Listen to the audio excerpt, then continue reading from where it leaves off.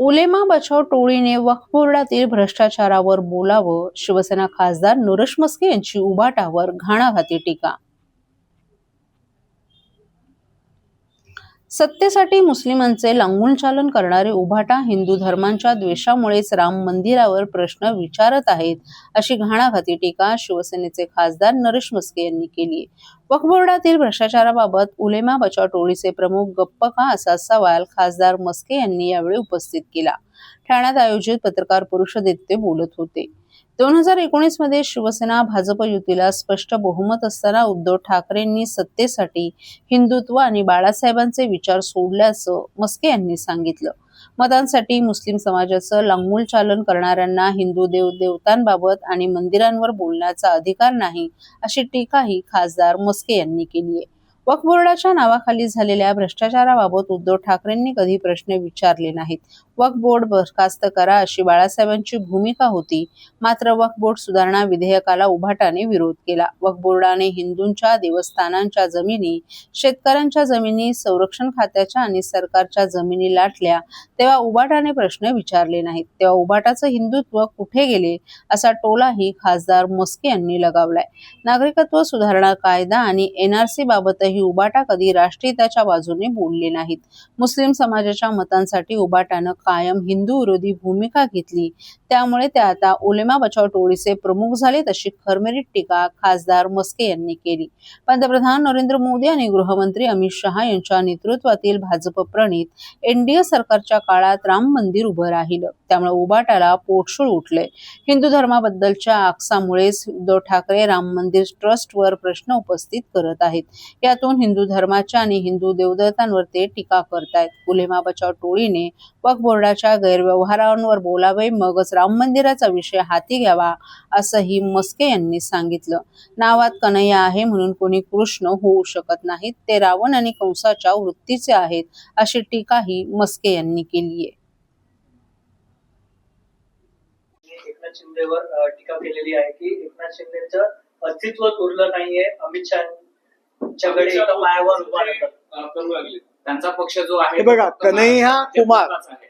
कन्हैया कुमारचं कसं झालंय की ते आपण डुंबाऱ्याचा खेळ असतो आणि मग ते ढोलकं वाजवलं की तो बिचारा ते डुंबारीची जी काही जे पात्र असतं ते त्या ठिकाणी आपलं नाचत असतं. त्यामुळे त्यांना इथे महाराष्ट्रात आल्यानंतर आणि प्रसिद्धी करता जर ते एकनाथ शिंदे साहेबांवरती जर टीका केली नाही तर त्यांना प्रसिद्धी कोण देणार, कोण पाहणार त्यांच्याकडे? बाजूने गेले तरी कोण त्यांना ओळखणार नाही. म्हणून एकनाथ शिंदे साहेबांवरती टीका करून ते प्रसिद्धी मिळवण्याचा प्रयत्न करतायत. महाराष्ट्रातील जनता भावनिक किंवा दिशाभूल करणाऱ्या वक्तव्यांवरती विश्वास ठेवत नाही, तर राज्याच्या विकासाकरता शिंदे साहेबांनी जे काम केलेलं आहे त्याच्यावरती त्यांनी विश्वास ठेवलेला आहे. शिंदे साहेबांच्या कामावर विश्वास ठेवून पुन्हा एकदा या महाराष्ट्रामध्ये युतीची सत्ता आलेली आहे. 60 आमदार त्यांचे निवडून आलेले आहेत आणि लोकांचा जो काही पाठिंबा आहे एकनाथ शिंदे साहेबांना, तो कन्हैया कुमार सारख्या माणसाला काय कळणार आहे? केवळ प्रसिद्धी घेण्याकरता एकनाथ शिंदे साहेबांच्या विरोधात बोललं तर लोक छापतील, मीडियात दाखवतील, याकरता कन्हैया कुमार हे बडबडलेले आहेत. त्या बडबडीवरती लक्ष देण्याची गरज आम्हाला वाटत नाही.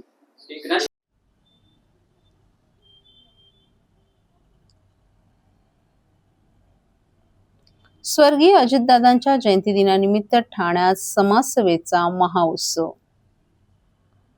लोकनेते माजी उपमुख्यमंत्री स्वर्गीय अजितदादा पवार यांच्या जयंतीदिनानिमित्त ठाणे शहरात विविध सामाजिक, शैक्षणिक आणि पर्यावरणपूरक उपक्रमांचं आयोजन करण्यात आलं आहे. राष्ट्रवादी काँग्रेस पार्टीचे प्रदेश सरचिटणीस तथा ठाणे शहर जिल्हाध्यक्ष नजीब मुल्ला यांनी आयोजित पत्रकार परिषदेत ही माहिती दिली. ठाण्यातील प्रत्येक प्रभागात येत्या 22 जुलै रोजी अजित पवार यांच्या जयंतीदिनानिमित्त विविध लोकोपयोगी उपक्रम राबवण्यात येणार आहेत. अजितदादांना लहान मुलांविषयी असलेलं विशेष प्रेम लक्षात घेऊन शहरातील शाळांमध्ये सुमारे 15,000 विद्यार्थ्यांना डेंटल किटचं वाटप करण्यात येणार आहे. त्यानंतर 26 जुलै रोजी गडकरी रंगायतन येथे शैक्षणिक वर्ष 2025-26 मधील 10वी आणि 12वीच्या परीक्षेत 60% किंवा त्यापेक्षा अधिक गुण मिळवलेल्या गुणवंत विद्यार्थ्यांचा गौरव सोहळा आयोजित करण्यात आला आहे. विद्यार्थ्यांना प्रोत्साहन देण्यासाठी या कार्यक्रमात 8 लॅपटॉप आणि 16 टॅब बक्षीस स्वरूपात प्रदान करण्यात येणार असल्याची माहिती नजीबुल्ला यांनी दिली आहे. याशिवाय डावखरे फाउंडेशनच्या माध्यमातून सुप्रसिद्ध गायिका वैशाली सामंत यांच्या अविस्मरणीय दादा या विशेष संगीत कार्यक्रमाचं आयोजन करण्यात आलं आहे.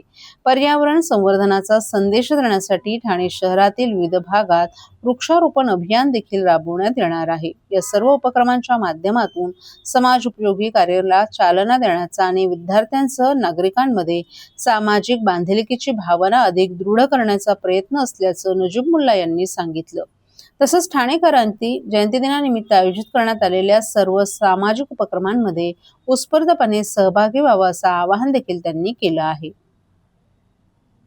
आपल्याला माहिती आहे की आपण आदरणीय दादांचे जेव्हा जेव्हा व्हिडिओ क्लिप्स किंवा रील्स किंवा कधी पण आपण त्यांचा संवाद बघितला असेल का झाडं सुकली, एक पान सुकला असेल तर बोलून सांगणार का सुकलंय, का आपण वृक्षारोपण वृक्षाच्या बाबतीत त्यांचं प्रेम अस्मरणीय म्हणून आम्ही विविध ठिकाणी म्हणजे आपण फॉरेस्टची जागा आमच्या प्रभाग क्रमांक 33 मध्ये आहेत. तिथे आमचे राजूभाई, रेहान, शाह, इब्राहिम भाई या सर्वांमार्फत मुंबरा कौसाच्या सर्व कार्यकर्त्यांमार्फत फॉरेस्टची जागा मेन रोड आहे सिंबाशी शाळेच्या बाजूला जो जुनाट पूल नाका होता तिथे मोठ्या प्रमाणात आम्ही झाडांची लागवड करणार आहेत. जे नवीन डीपी रस्ते तयार झाले तिथे करणार आहोत.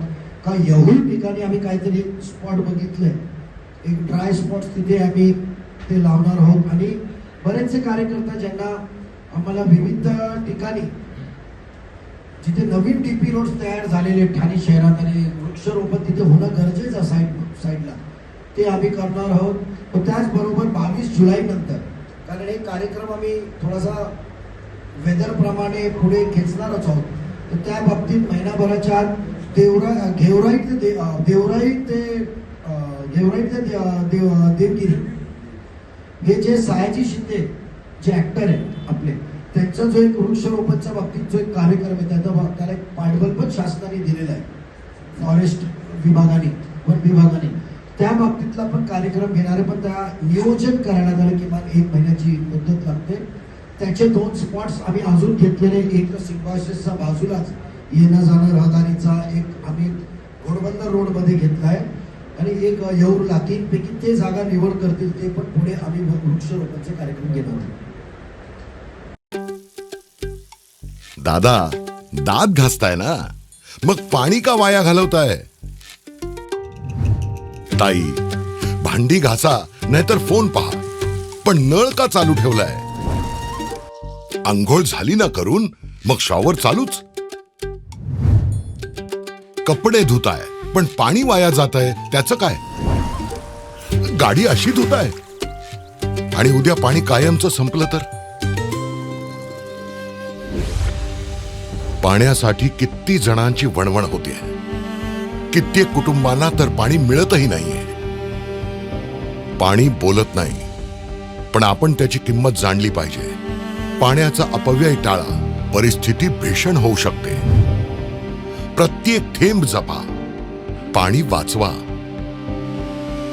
पाणी ही निसर्गाची देणगी आहे. पाणी निर्माण करता येत नाही.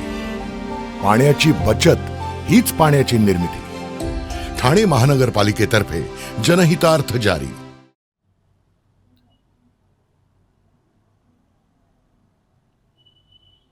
जंजिरा किल्ल्यावर कायमस्वरूपी भगवा फडकवणारच, आमदार संजय केळकर यांचा निर्धार.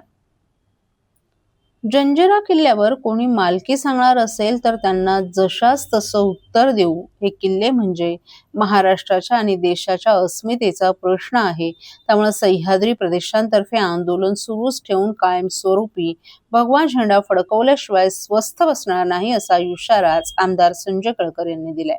जंजिरा किल्ल्यावर कायमस्वरूपी भगवा ध्वज फडकवण्यास परवानगी द्यावी या प्रमुख मागणीसाठी सह्याद्री प्रतिष्ठान हिंदुस्थानच्या वतीनं गुरुवारी साईन येथील केंद्रीय पुरातत्व विभागाच्या कार्यालयासमोर तीव्र निदर्शनं करण्यात आली. महाराष्ट्राच्या विविध भागातून मोठ्या संख्येनं दुर्गसेवक मुंबईत दाखल झाले होते. सह्याद्री प्रतिष्ठान हिंदुस्थानच्या माध्यमातून गेली अनेक वर्ष महाराष्ट्रातील गडकिल्ल्यांचं संवर्धन, स्वच्छता, जतन आणि ऐतिहासिक वारसा जपण्याचं कार्य सातत्यानं केलं जात आहे. याच पार्श्वभूमीवर जंजिरा किल्ल्यावर कायमस्वरूपी भगवा ध्वज फडकवण्यास परवानगी मिळावी अशी मागणी प्रदेशांचे संस्थापक अध्यक्ष श्रमिक गोजमगुंडे यांच्या मार्गदर्शनाखाली केंद्रीय पुरातत्व विभागाकडे करण्यात आली होती. मात्र ही मागणी विभागाकडून नाकारण्यात आल्याने महाराष्ट्रातील दुर्गसेवक आणि हिंदूप्रिय नागरिकांमध्ये तीव्र नाराजी व्यक्त करण्यात आली. या पार्श्वभूमीवर सह्याद्री प्रतिष्ठानचे महाराष्ट्र प्रदेश अध्यक्ष आमदार संजय केळकर यांनी आपली परखड भूमिका स्पष्ट केली आहे. स्वातंत्र्यानंतर सर्व किल्ले हे देशाच्या मालकीचे झाले आहेत, त्यामुळे कोणी यावर आपली मालकी सांगू नये, अन्यथा जसास तसं उत्तर देऊ. किल्ल्यात कायमस्वरूपी भगवा झेंडा फडकवणं हा का अस्मितेचा प्रश्न आहे, त्यामुळे सह्याद्री प्रतिष्ठान येत्या काळात आणखी तीव्र आंदोलन करेल. आम्ही केंद्रीय पुरातत्व खात्याला विनंती केली असून जोपर्यंत जंजिरा किल्ल्यावर कायमस्वरूपी भगवा झेंडा फडकत नाही तोपर्यंत आम्ही स्वस्थ बसणार नाही असा निर्धारच केळकर यांनी व्यक्त केलाय.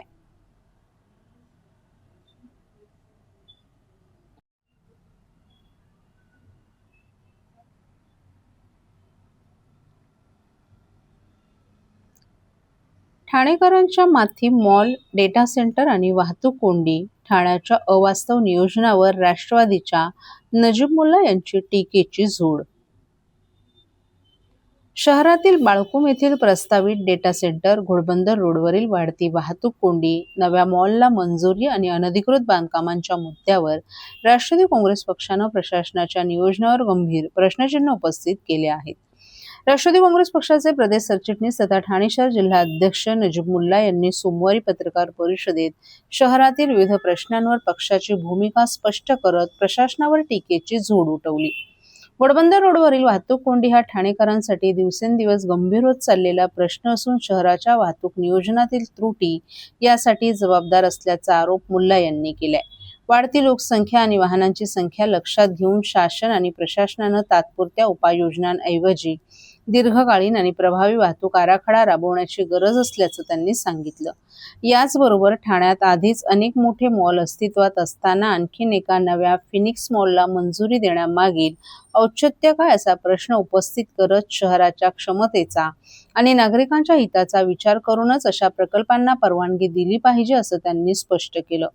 शहरातील अनधिकृत जागांवर उभारण्यात आलेल्या आलिशान बंगल्यांच्या प्रकरणांकडेही त्यांनी लक्ष वेधलं. नियम सर्वांसाठी समान असले पाहिजेत. संबंधित प्रकरणांमध्ये ठाणे महापालिकेनं कोणताही दुजाभाव न करता निष्पक्ष आणि कायदेशीर कारवाई करावी अशी त्यांनी मागणी केली.